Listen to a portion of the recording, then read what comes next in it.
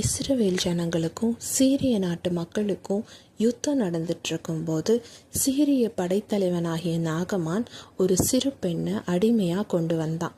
எதுக்கு அப்படின்னா அவனோட மனைவிக்கு பணிவிடை செய்கிறதுக்கு. எல்லாம் நல்லபடியாக போயிட்டு இருந்த காலத்தில் ஒரு நாள் இந்த நாகமானுக்கு குஷ்டரோகம் வந்துச்சு. அந்த குஷ்ட நோயால் ரொம்பவும் வருத்தப்பட்டு ரொம்பவும் கஷ்டப்பட்டுட்டு இருந்தான்.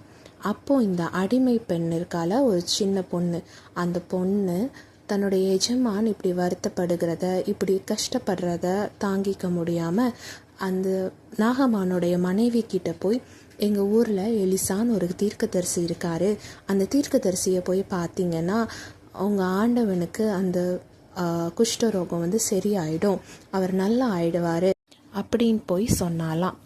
உடனே நாகமானுடைய மனைவி இந்த விஷயத்தை நாகமான் கிட்ட சொல்கிறாங்க.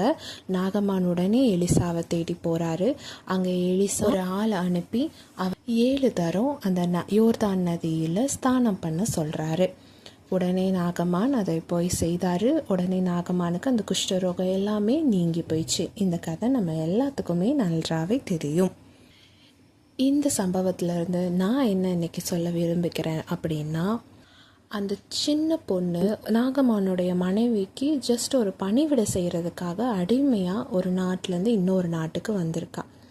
அந்த பொண்ணு தன்னுடைய எஜமானுக்கு ஒரு வியாதின்னு ஒன்று வரும்போது அவள் சும்மா இல்லாமல், நமக்கு என்ன, அவருக்கு தான் பணம் இருக்குது, நிறையா இருக்குது, அவர் என்னமோ பண்ணிட்டு போகிறாரு அப்படின்னு நினைக்காம அவருக்கு கரெக்டான ஒரு வழியை அவள் காமிச்சா.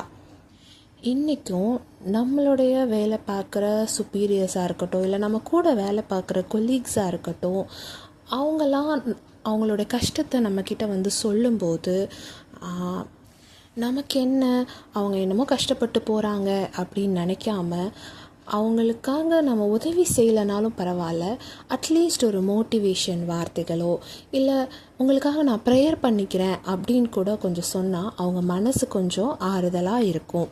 கர்த்தர் தாமே இந்த வார்த்தைகளை ஆசீர்வதிப்பாராக. ஆமீன்.